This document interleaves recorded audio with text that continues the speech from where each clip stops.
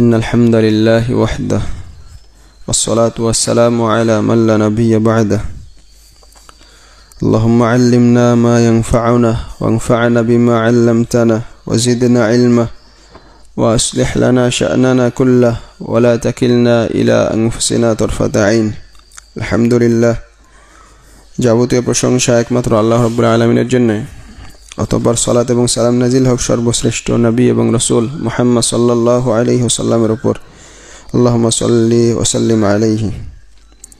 আমরা আলোচনা করছিলাম ফিতনা সম্পর্কিত হাদিসগুলো। গতকালকে 116 নম্বর হাদিস বলেছি, আজকে 117 নম্বর হাদিস।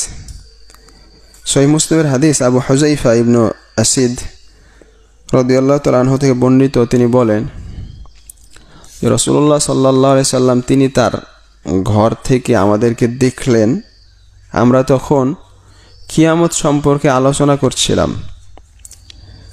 তো রাসূলুল্লাহ সাল্লাল্লাহু আলাইহি সাল্লাম এসে বললেন যে ইন্নাহা লান তাকুমা হাত্তা তারাউনা ক্বাবলাহা 10 আয়াত, যে ততক্ষণ কিয়ামত সংঘটিত হবে না যতক্ষণ না তোমরা 10টা নিদর্শন দেখো। দিয়ে তিনি 10টা বিষয় উল্লেখ করলেন। 1 নম্বর আদ-দুখান, ধোঁয়া, যেটা পরের অধ্যায়ে আসছে যে পূর্ব পশ্চিম ধোঁয়াতে একেবারে পরিপূর্ণ হয়ে যাবে, এটা কিয়ামতের পূর্বে ঘটবে। তারপরে দাজ্জাল বের হবে, ওয়াদ-দাব্বা, এবং এক ধরনের একটা প্রাণী বের হবে যেটা মানুষের কিয়ামতের কিছুক্ষণ আগে বের হবে, যেটা মানুষকে লিখে দিবে যে মুমিন কাফের, এভাবে লিখে দিবে। ওয়া তুলু আশ-শামসি মিন মাগরিবিহা, তারপর সূর্য পশ্চিম দিক থেকে উঠবে। ও নুজুল ঈসা ইবনে মারইয়াম, ঈসা আলাইহিস সালাতু ওয়াস সালাম তিনি নেমে আসবেন, এবং ইয়াজুজ এবং মাজুজ বের হবে। ও সালাসাতা খুসুফ, 3টা ভূমি ধস হবে। খাসফুন বিল মাশরিক ও খাসফুন বিল মাগরিব ও খাসফুন বিজাজিরাতিল আরব, একটা ভূমি ধস হবে পূর্ব দিকে, আরেকটা হবে পশ্চিম দিকে, আর আরেকটা হচ্ছে আরব উপদ্বীপে। ওয়া আখিরু যালিকা নারুন তাখরুজু মিনাল ইয়ামান তাতরুদুন নাস ইলা মাহশারিহিম, আর শেষে ইয়ামান থেকে একটা আগুন বের হবে, যে আগুন মানুষদেরকে তাড়িয়ে নিয়ে যাবে তাদের হাসরের দিকে, মানে দুনিয়া যে একত্রিত হওয়ার স্থান সেদিকে তাদেরকে তাড়িয়ে নিয়ে যাবে। অন্য বর্ণনাতে আছে যে ওয়া আখিরু যালিকা নারুন তাখরুজু মিনাল ইয়ামান তাতরুদুন নাস ইলা মাহশারিহিম, যে শেষে যেটা বের হবে আগুন ইয়ামান থেকে মানুষকে তাড়িয়ে তাদের একত্রিত হওয়ার স্থান হাসর, সেখানে নিয়ে যাবে। অন্য বর্ণনাতে আছে, এগুলো সব সহিহ হাদিস, সহিহ মুসলিমের। ওয়া রিহুন তুলকিন নাস ফিল বাহর, এমন একটা বাতাস, প্রবল বাতাস হবে যেটা মানুষকে সাগরে নিক্ষেপ করবে, এই বর্ণনাও আছে। কিন্তু সেখানে ঈসা আলাইহিস সালাতু ওয়াস সালামের অবতরণের কথা নাই, বরং এই কথা আছে যে এমন প্রবল বাতাস বের হবে যেটা মানুষকে সাগরে নিক্ষেপ করবে। আল্লাহু আলাম। এগুলো হচ্ছে কিয়ামতের বড় বড় কিছু লক্ষণ। তারপরে হাদিস, নবী সাল্লাল্লাহু আলাইহি ওয়াসাল্লাম বলছেন বাদিরু বিল আমালি সিত্তান তুলু আশ-শামসি মিন মাগরিবিহা আও আদ-দুখান আও আদ-দাজ্জাল আও আদ-দাব্বা আও খাসাতা আহাদিকুম আও আমরাল আম্মা, যে তোমরা 6টা জিনিস আসার আগে দ্রুত নেকির কাজ করো, ভালো কাজ করো। সেই 6টা জিনিস কি?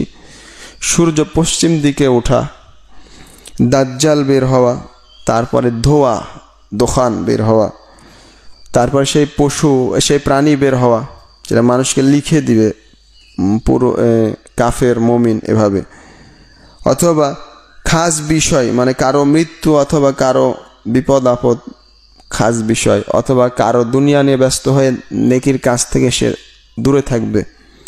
আও আমরাল আম্মা, অথবা আম বিষয়, সার্বজনীন বিপদ, অথবা কিয়ামত, এগুলো সবই ব্যাখ্যা করা আছে।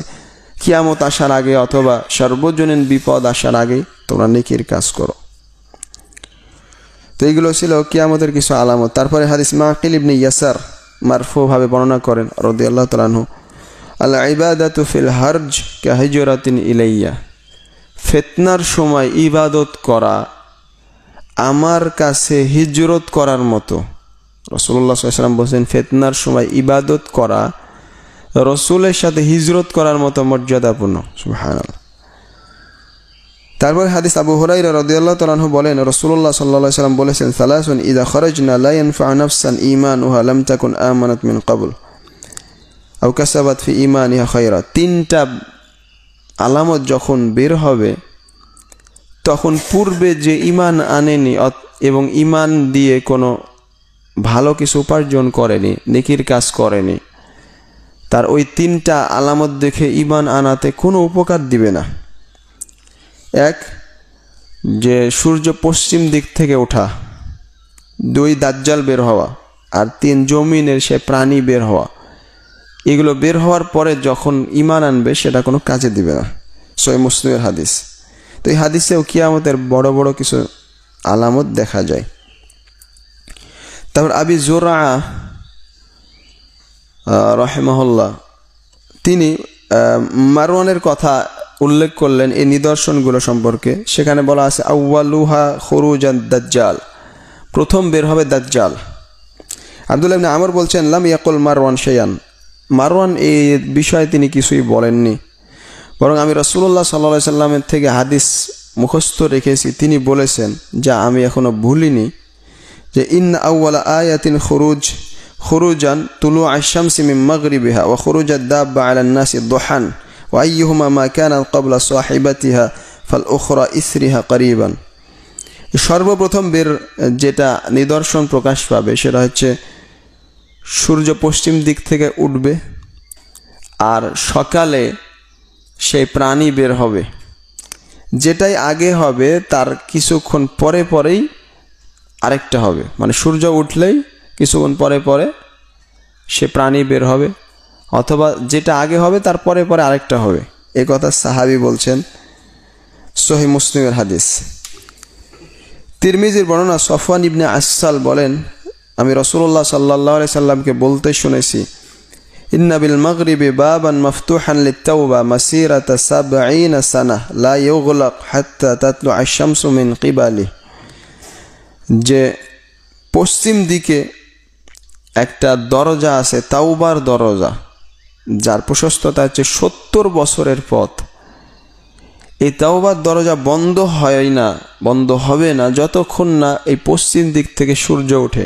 তার মানে কিয়ামত হওয়া পর্যন্ত এই তাওবার দরজা বন্ধ হবে না, খোলা থাকবে।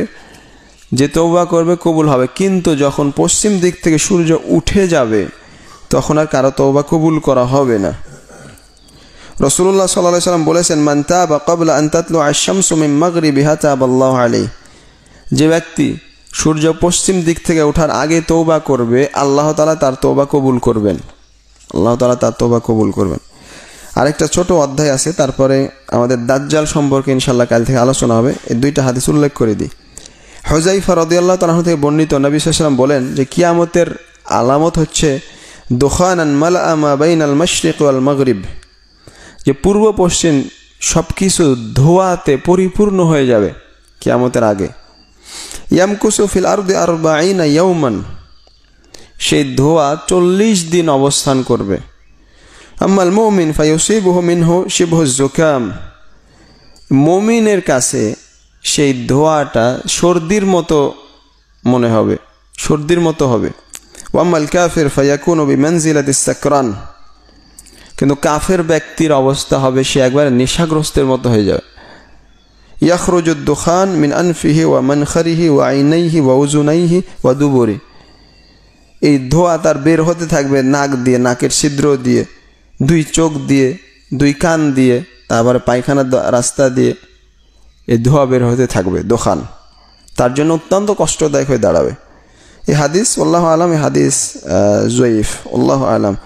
তারপরে আবু দাউদের হাদিস, আনাস রাদিয়াল্লাহু তাআলা আনহু বলেন নবী সাল্লাল্লাহু আলাইহি ওয়াসাল্লাম বলেছেন, হে আনাস, ইন্নান নাসা ইউমাসসিরুনা আমসারান ওয়া ইন্না মিসরাম মিনহা ইউকালু লাহু আল বাসরা আও আল বুসায়রা, যে মানুষজন অনেক শহর আবাদ করবে, বসতি শুরু করবে, তো সেই শহরগুলোর মধ্যে একটা শহর হবে বাসরা অথবা বুসায়রা। ফাইন আনতা মারারতা বিহা ওয়া দাখালতা, তুমি যদি ওই শহরের পাশ দিয়ে যাও, যদি ওই শহরে পাশ দিয়ে যাও অথবা ওই শহরে প্রবেশ করো, ফাইয়াকা ওয়া সিবাখাহা ওয়া কিলাআহা ওয়া সুকাহা ওয়া বাবা উমরাইহা, তাহলে তুমি সেখানকার যে লবণাক্ত স্থান সেগুলো থেকে সাবধান, সেখানকার ঘাস বা তৃণ এবং সেখানকার বাজার, ও বাবা উমরাইহা সেখানকার নেতাদের দরজা, এগুলো থেকে অনেক সাবধান থাকবে। ওয়া আলাইকা বিদাওয়াহিহা, বরং তুমি এর পাশ দিয়ে চলবে। এখানে একাকী থাকার নির্দেশ দেওয়া হচ্ছে, শহরে না থেকে। ফাইন্নাহু ইয়াকুনু বিহা খাসফুন ওয়া কাযফুন ওয়া রাজফ, কারণ সেখানেই ভূমি ধস হবে, উপর থেকে পাথর বর্ষণ করা হবে আযাব স্বরূপ, এবং ভূমি কম্পন হবে। ওয়া কওমুন ইয়াবিতুন ইউসবিহুনা কিরাদাতা ওয়া খানাজির, আর সেখানে একদল মানুষ এমন হবে যারা রাত যাপন করবে, সকালে তারা শূকর এবং বানরে পরিণত হবে। নাসাল্লাহু আলাইহি। তো রাসূলুল্লাহ সাল্লাল্লাহু আলাইহি ওয়াসাল্লাম এভাবে ভবিষ্যৎবাণী করে গেলেন, আবু দাউদের হাদিস। তো এই ছিল আমাদের কিছু হাদিস রোমদের সাথে যুদ্ধের অধ্যায় এবং দোখান অর্থাৎ ধোয়ার অধ্যায়। আগামীকাল থেকে আমরা শুরু করব দাজ্জাল এবং তার বর্ণনা সম্পর্কে ইনশাআল্লাহ। আল্লাহ আমাদের সবাইকে যেগুলো আলোচনা করলাম এগুলো ভালোভাবে বুঝে ফিতনা থেকে দূরে থাকা তৌফিক দান করুন, আল্লাহুম্মা আমিন। সুবহানাকাল্লাহুম্মা ওয়া বিহামদিক, আশহাদু আল্লা ইলাহা ইল্লা আনতা আস্তাগফিরুকা ওয়া আতুবু ইলাইক। আসসালামু আলাইকুম ওয়া রাহমাতুল্লাহি ওয়া বারাকাতুহু।